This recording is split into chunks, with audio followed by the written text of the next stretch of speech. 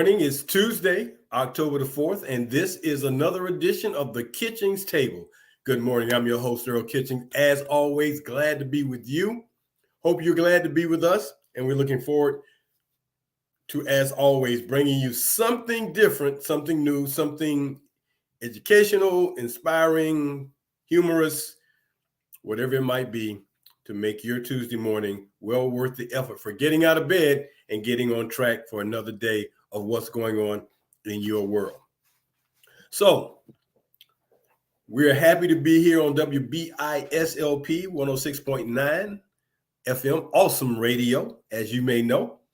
We're always glad to be with you here on YouTube also, Facebook Live, Roku, and GPAC 23, whichever platform suits your purposes. Hopefully we can suit what we're doing for you. So let's get right into our show today. And our question before we get into what our topic is when you normally think about taking a vacation, where or what location do you seek out to make that trip, that vacation happen? Is it something here in the United States, something in Europe, something in Asia, something in India, wherever you might want to go? Or is it one of those tropical locations on the islands? Well, today, our topic is island places. Island places. And it has to do with not just places you go for that great vacation, that great experience of being in a tropical environment and just being relaxed and doing nothing, or just being lazy and having someone wait on you hand and foot and bring you things, or just an opportunity to explore and see things that you have not ever seen before or have heard about. But island places, we're going to take you around the world and talk about some of the most interesting places that are called islands. And one in particular, we're going to shock you with. And you probably don't think about it from this perspective, but it definitely is an island. So let's get into our show today, island places. And I guess the first question you may ask is, well, what is an island? And if you were paying attention in your geography classes when you were going to school, you knew that an island was a body of land completely surrounded by water. And as is stated here on the internet, an island is a landmass permanently above sea level, either in an inland waterway or in the open sea. It is completely surrounded by water, but must not be a continent. Therefore, the place that I think is an island, they say it's not, but technically it is, because it is a large body of land surrounded by water. The distinction is it's a continent. So based on their definition, Australia is not considered an island technically because it is a continent. So that makes Greenland the largest island in the world. Many countries interpret the term slightly different. In general, when we speak of an island, we think it's something big enough or tropical enough to identify it. But in some places, the terminology changes. Whether an island is really inhabited or at least inhabitable is irrelevant for the definition. It doesn't matter. People live on it or don't live on it. If it's a body of land surrounded by water, it's an island. Now, islands aren't created by man. Islands are not created by man. And then if you take the term keys, for instance, in Florida, they have Key West, which keys, those are actually reefs.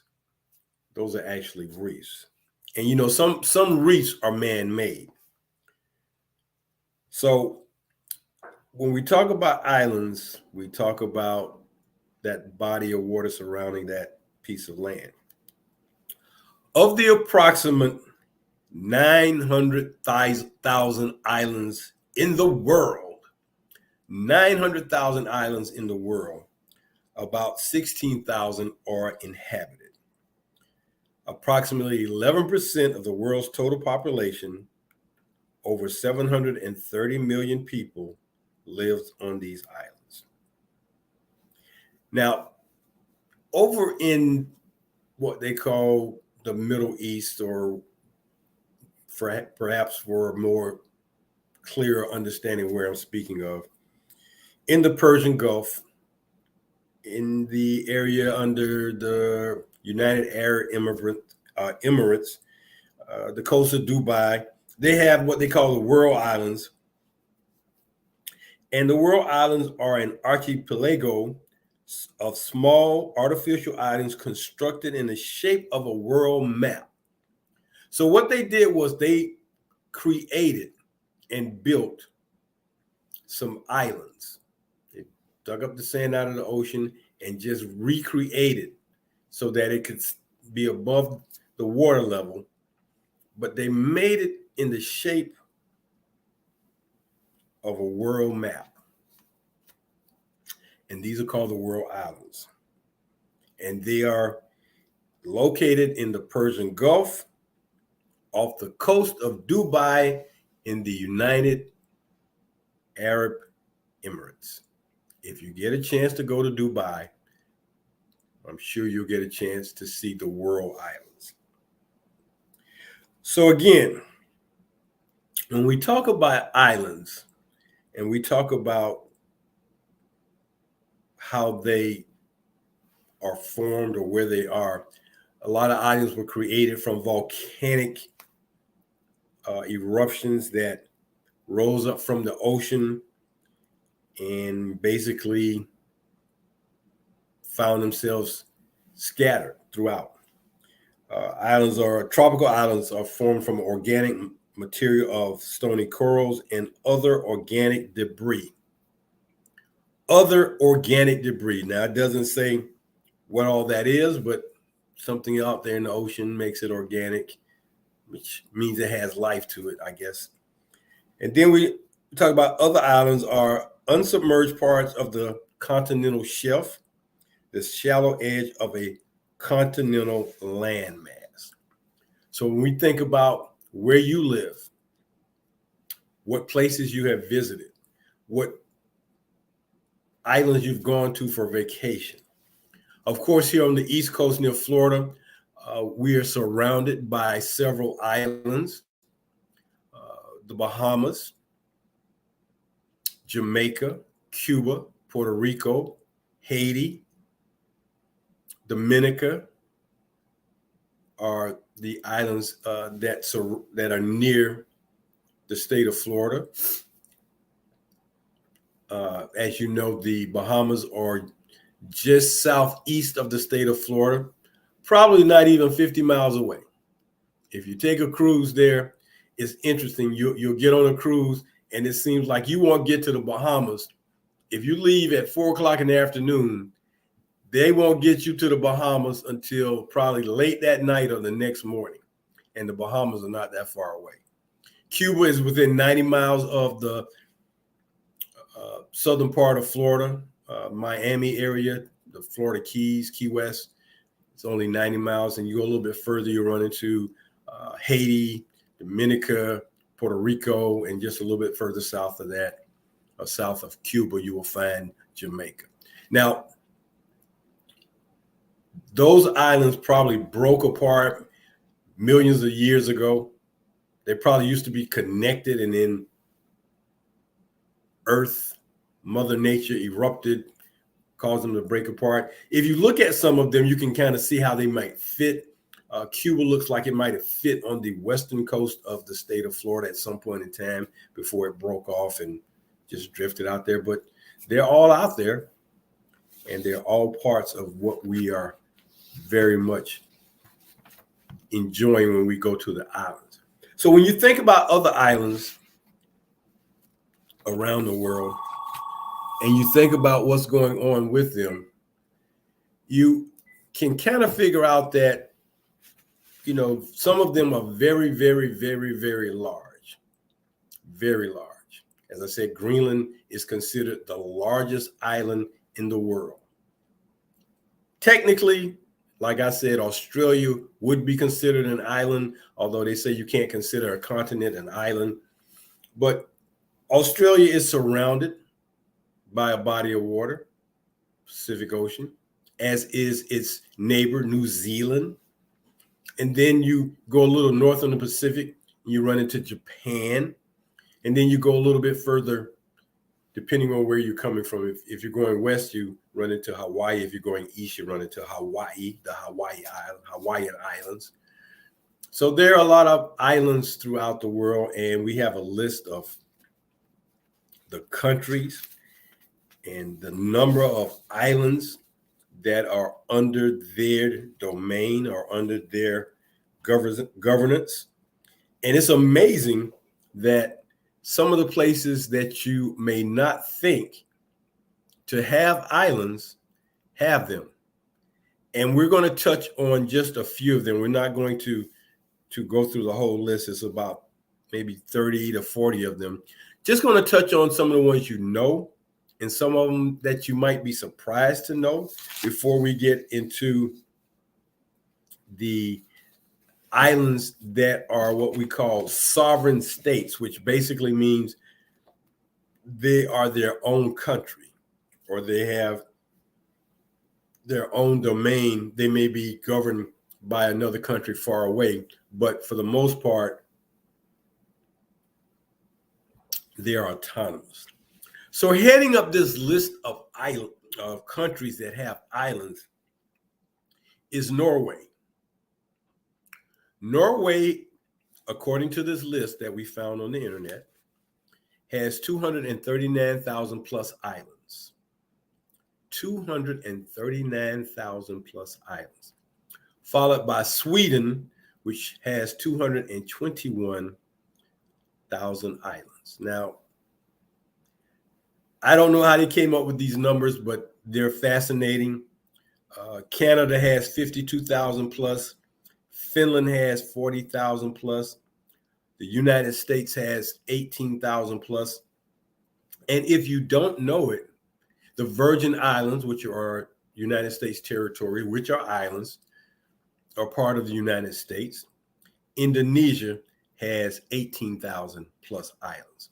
So those are the double and triple digit places where you will find the most islands and the most landmass for these islands. Then you go into Australia, the Philippines, of course, Japan, China, South Korea, Cuba,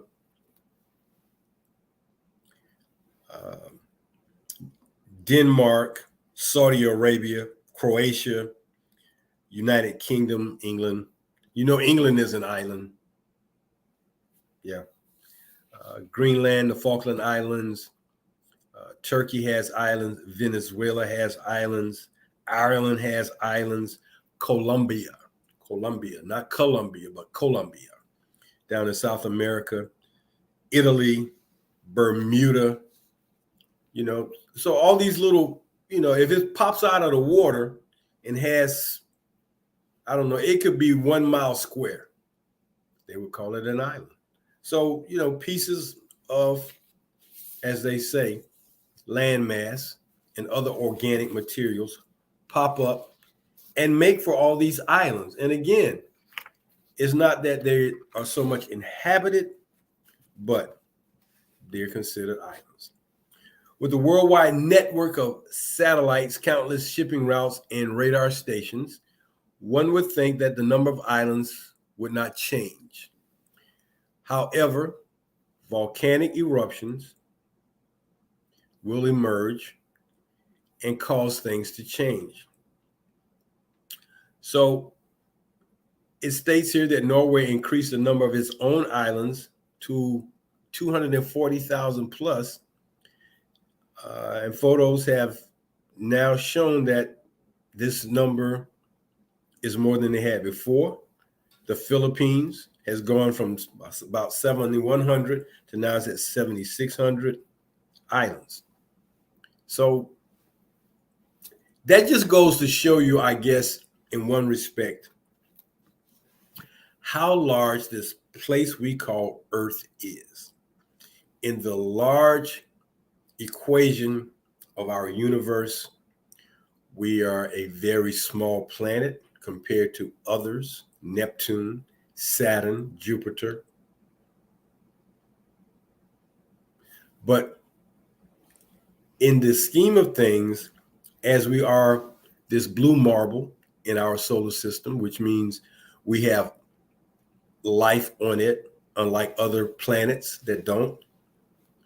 And as you continue to read or see in the news that the United States is continuing its efforts to venture out, but there's only one planet in our solar system that we know of that has water and air on the planet where you can live without some type of apparatus to keep you alive, and that's Earth. So we're going to talk about the island nations that they call sovereign states. And the first one that heads the list with a population of 258 million is Indonesia. Capital city is Jakarta. And it is located in Southeast Asia. And it has about 13,000 islands. The next sovereign state is one we're very, very, very familiar with. It has gone from just being an island to a global economic power. They basically have stopped trying to be a military power because they found it more engaging to be an economic power on this planet. And what planet is that? That would be Japan. Now, when I was growing up, the one knock that Japan got was that was where you bought very cheap, inexpensive products. If it said Japan on the label, you took it as being cheap and not worthy. It's not going to last long. It's not made very well. Well, that has changed. And that primarily has to do with, I would say, at the top of that economic chain will be two companies, Honda and Toyota. And all the electronic companies that have spun out or spun off from being that power on that island nation, Japan. Capital city, Tokyo, population 126 million. Four main islands in the Japan sovereignty. And then it has about 6,800 smaller islands and islets. Islands, islets. So here they are in the Pacific Ocean, not too far off the coast of China. Just an economic power. They pretty much had their island destroyed during World War II. They rebounded and decided, hey, you know what? Forget that hard stuff and playing ball with bombs and atom bombs and things of destruction. We're going to become this economic power and produce some of the best automobiles, some of the best electronic products in the entire world. And we're going to stand on the fact that we build these great products, because no longer will we engage in war. They still have a military, I'm sure, but nothing like what they had during World War II and what they were trying to achieve. They decided after the destruction of an atom bomb was dropped on their island that no more of that. So the next sovereign nation on the list is the Philippines. And Manila, it's the capital city, and 100 million plus people live there. More than 7,000 islands are on that group. Again, located in the Philippine Sea and the South China Sea. The next island sovereign state is called the United Kingdom, basically England, but they have some other so-called countries under their domain. Capital city is London. 66 million people. Two great islands, the Great Britain Island and the island of Ireland. Ireland is a part of the United Kingdom. Although they're their own country, they're still under the United Kingdom. Then there's Madagascar,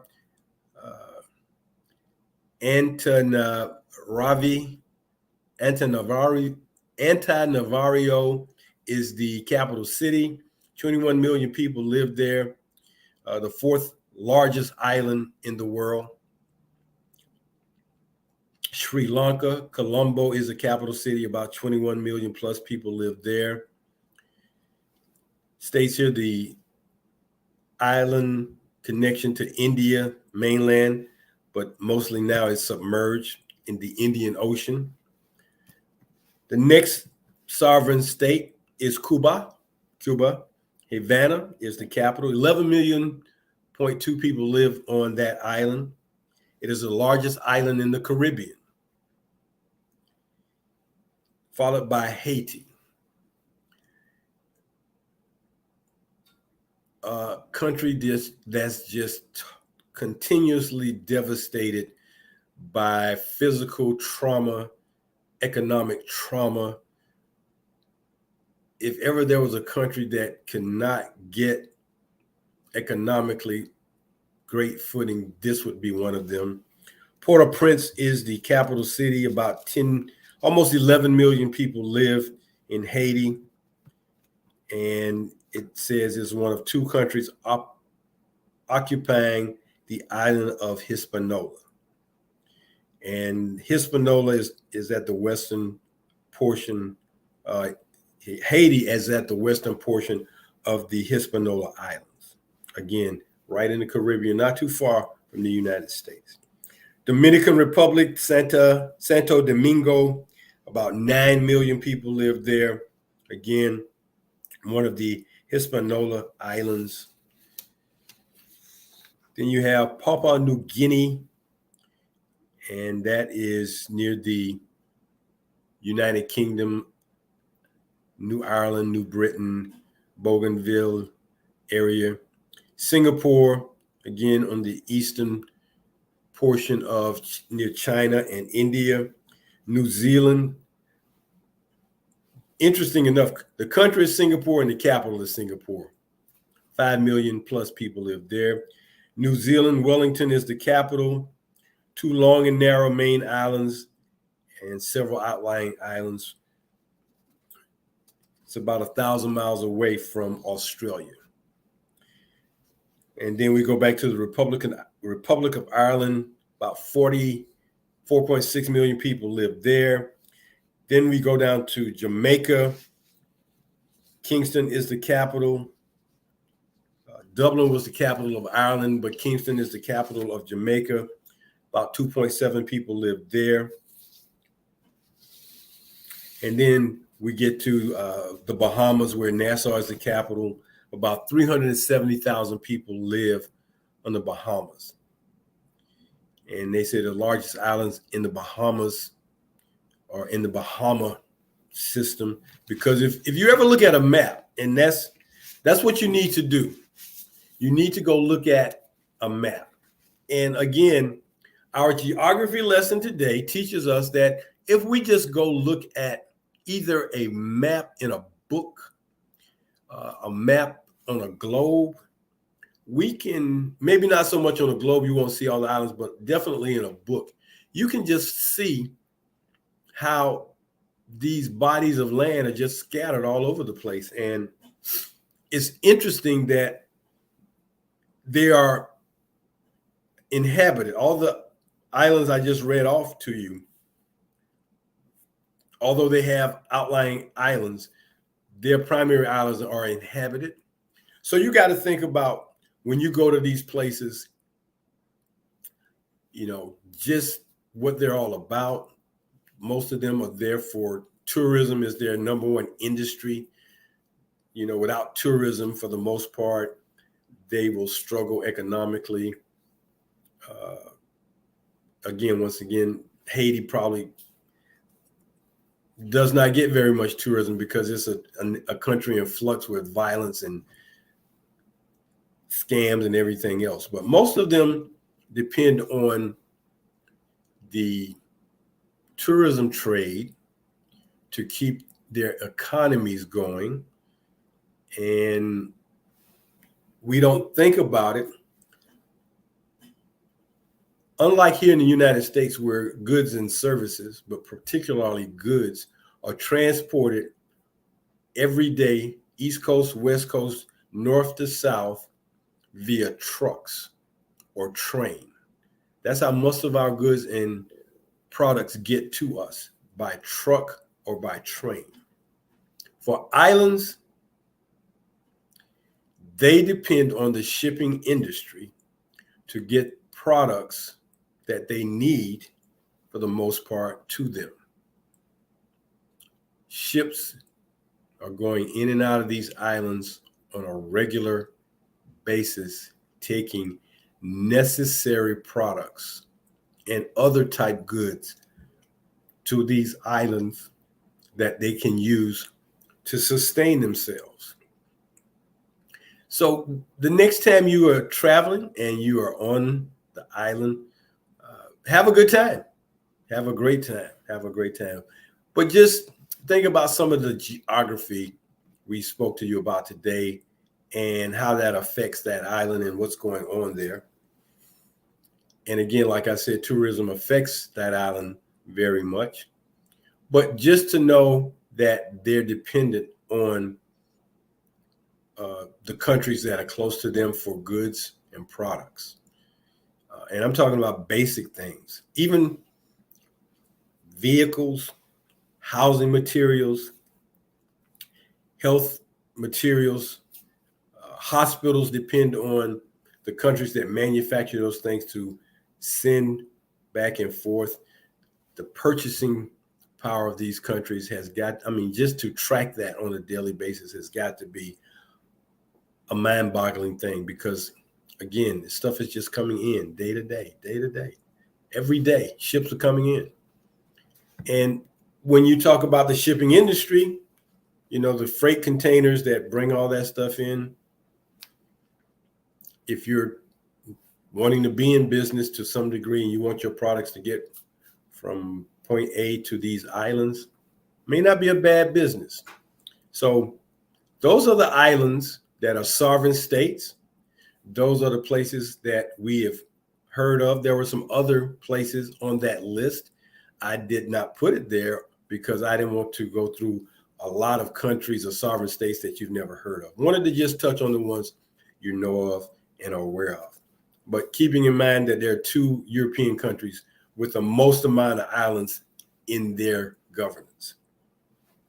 So we're going to talk about the largest islands today in our pantry section, the largest islands in the world.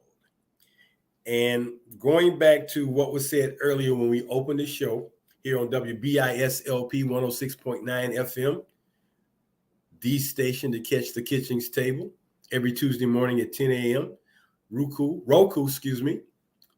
Facebook Live, YouTube, GPAC23, other platforms that you can find us.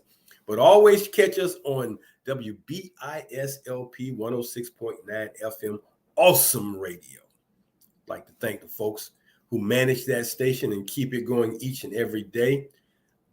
Would like to thank Miss Akila Thigpen for all the work she does as a rising media mogul in the media business. She's going to be one of the best when she gets to the top, guarantee you that.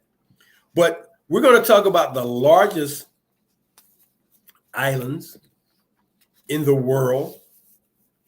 and there are a few of them. And we're going to go back to what I said earlier, because in an article by Don Vaughan,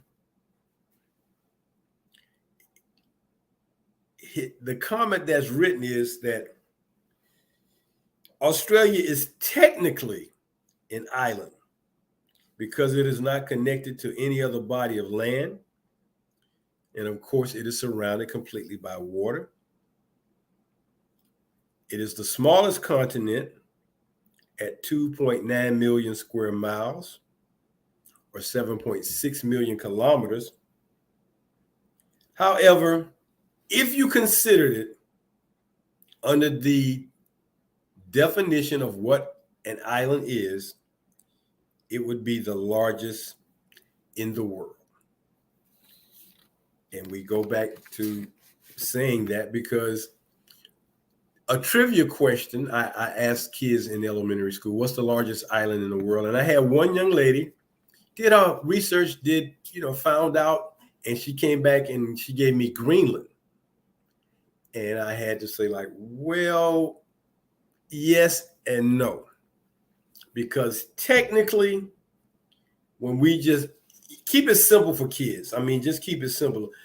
They'll learn about the distinction later on. But when we just talk about an island being a landmass just completely surrounded by water, technically, Australia is the largest. And that was what I was shooting at, because giving her that, and then she came back with Greenland, it's like, okay, she did her homework. Because Greenland is the largest island, technically, if you factor out it's not a continent, on the planet. And what it states here is Greenland is 3 times the size of Texas, and it is a part of Denmark.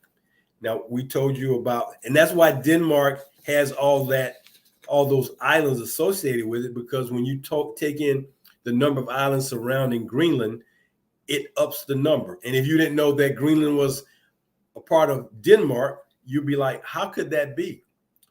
But Greenland is a part of Denmark.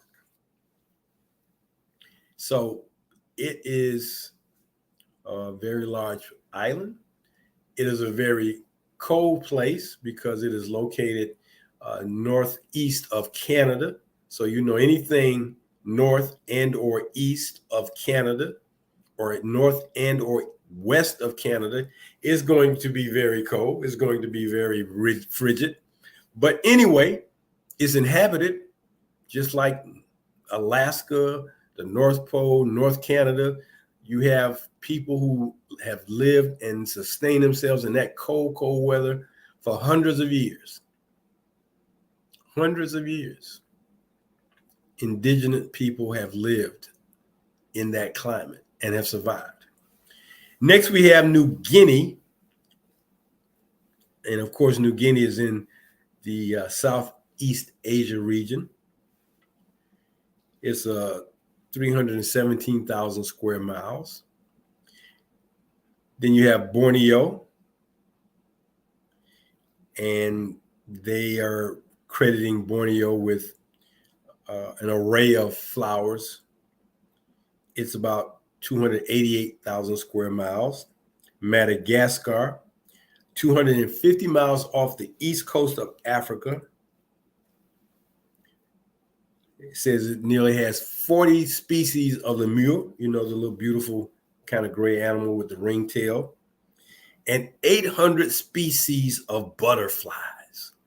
Can you imagine 800 species of butterflies? But you go to Madagascar, you'll find them. Baffin is next, 195,000 square miles. Then you go down to Indonesia, Japan, Great Britain. Great Britain is only 80,000 square miles in size. And that gives you a good idea of how big these islands are, and just how well, for those of them that have industrial progress and industrial things going on, that the island provides well for its people, and it provides for other parts of the world. Not everyone is industrialized. Some are just agriculturally driven, as we stated with the countries that provide the flowers or butterflies, things of that nature. And the people who live on these places probably go back generations. And I'm sure if you just had a conversation with them, they would probably make your visit to those places all the better, because they can tell you about many, many, many things that you probably aren't aware of. And that's the beauty of these islands throughout this world, throughout this planet that we live on. Now, when we talk about the islands, one of the continents, and it's probably, if you technically look at it, and if it is not connected to some other part of another landmass, would be Antarctica. Do some research and find out if it is or isn't. If it is not attached, and the reason why we don't talk about it a lot is because it is at the bottom of the earth, on the South Pole. It does not get that much sunlight. It is very cold there, very windy there. But again, when we're technically talking about places that are surrounded by bodies of water that are islands, I'm going to venture to say that Antarctica might get very close to being technically an island. But again, it may be connected to some part of South America at the very, very, very tip of South America. And, you know, imagine being at the very, very, very tip of South America, close to the South Pole, as are the people on the North Pole, with being close to Canada. Interesting enough, the top and the bottom of the earth are just a lot of ice, because as our blue marble rotates around the sun on a day-to-day basis, those parts of the planet don't get much sun. And probably the North Pole gets more than the South Pole, simply because if you got a ball in your hands and you tilt it a little bit and then you just take it around in a circle, you kind of see what I'm talking about. But all in all, you know, you want to think about these islands and their impact on the world stage, who they are and what they do. And visiting them would be a beautiful thing. Go to Australia, go to New Zealand, go to Hawaii, visit China. Go to the places that are first and foremost safe for you to go to, and then the ones that would be interesting. Of course, everyone, not everyone, but most people enjoy maybe going to Hawaii. Most people like going to the Caribbean.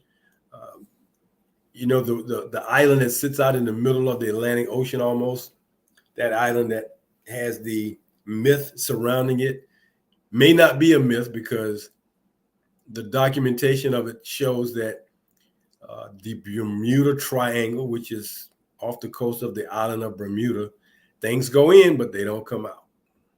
So Bermuda sits out there in the ocean. I'm told it's a very beautiful place. But think of how many ships have to take products and goods to that island on a regular basis in order for it to have sustainability. So when you go to these places, take it all in.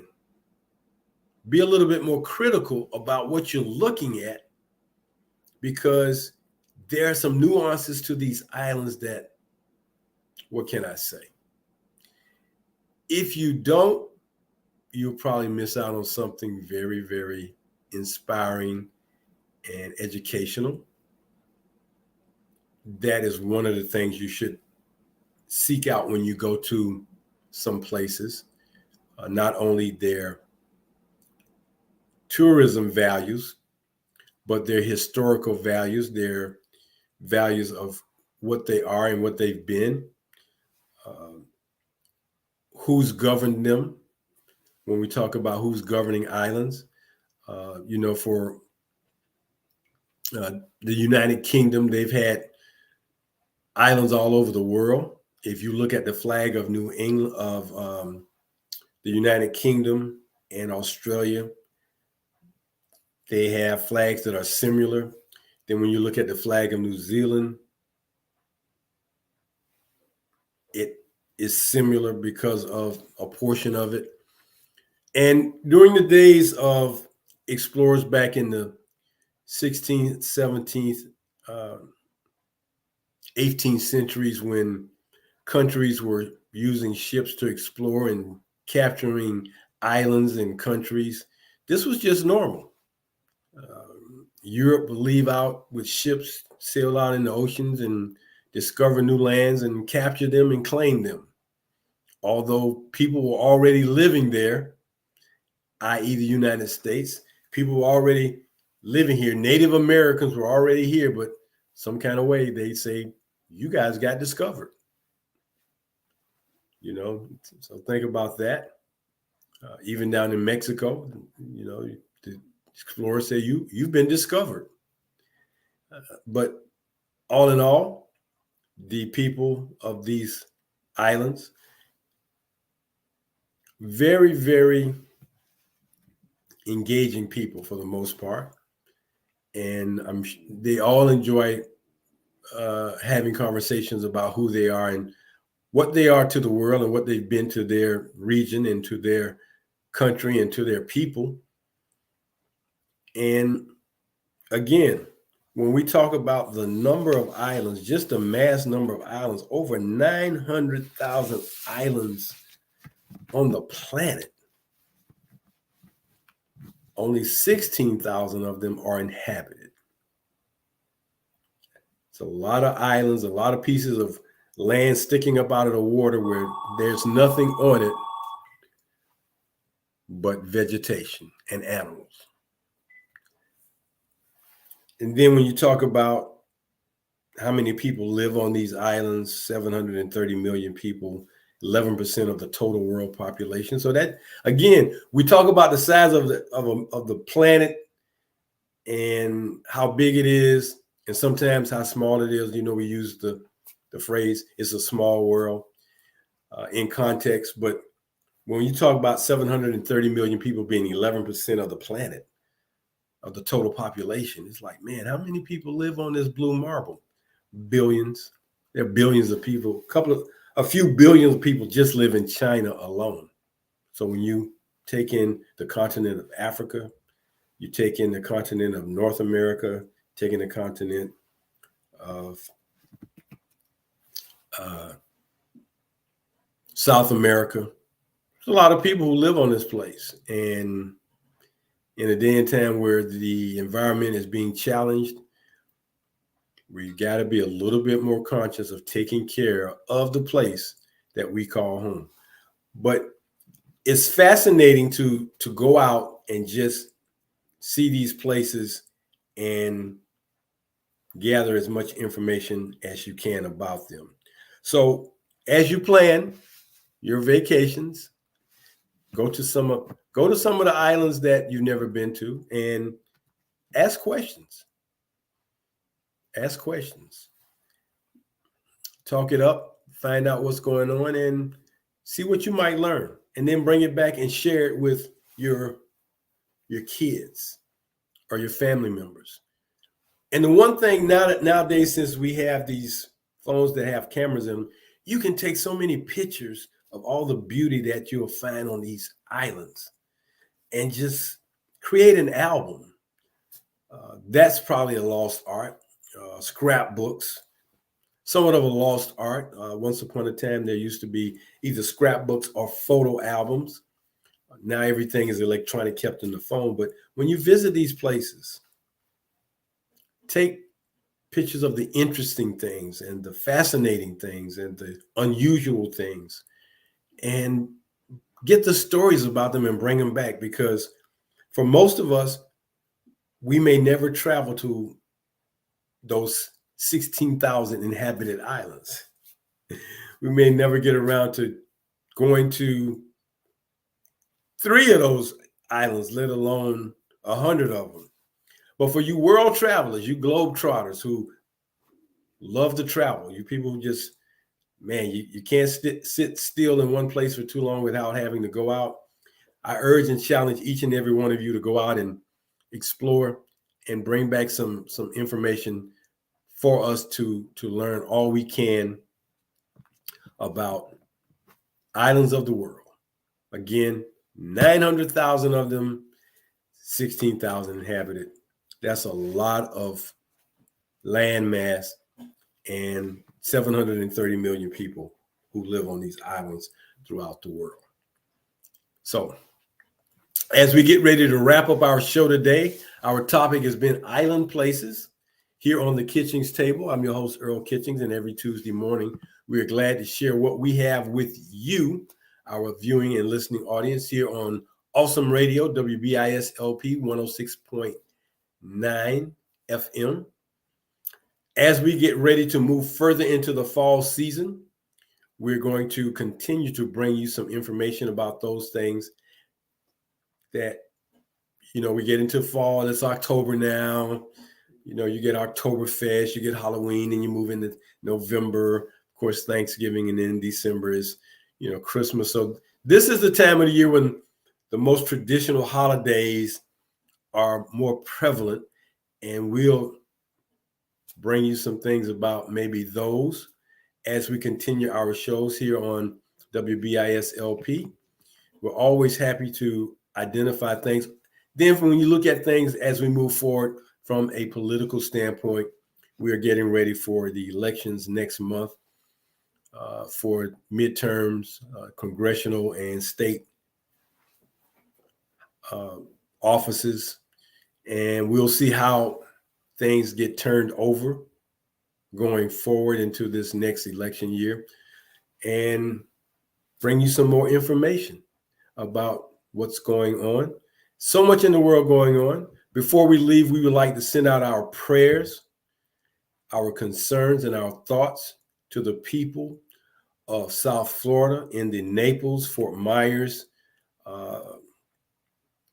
region of the state of Florida, and just that swath going across the state of Florida from Fort Myers all the way over to the East Coast near St. Augustine, Daytona Beach. We send out our prayers to you. We know that the destruction and devastation that Hurricane Ian left behind, those communities may never get back to ever being what they once were. We're glad that the numbers of fatalities did not become a staggering number, but the damage in the billions and billions of dollars.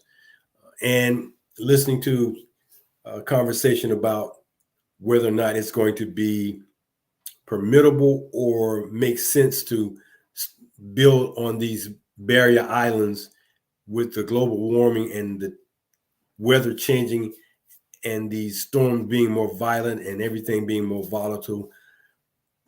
Again, we have to think about the safety of each other. And then when you think about places like the state of Florida being at sea level, we don't think about it much, but the island of New York, or the peninsula of New York, whichever suits you, is not that high above sea level, and that was shown to you when Hurricane Sandy hit. So get ready. We're almost through hurricane season. It goes through November. Hopefully we won't get any more devastating hurricanes like this. They say Ian was one of the most devastating. It seems like they're getting more violent, and they have become more violent, but we just, continue to pray for those people and in the southwest part of Florida, and hope they can start regaining just a portion of normalcy back in their lives. That's going to do it for me today here on the Kitchings Table. Earl Kitchings saying, I hope you have a great week. Don't forget, stay protected. COVID is still with us. It's never going anywhere. I'll keep reminding you, you can kill bacteria, but you'll never kill a virus. And keep that in mind, no matter what you do. So until next Tuesday morning here on WBIS 106.9 LP FM, Awesome Radio. Until next Tuesday morning at 10 o'clock. Wishing you a great week. Stay safe. Show someone some love and do something kind and good for somebody else that you know of. Until then, we're saying bye-bye. Take care.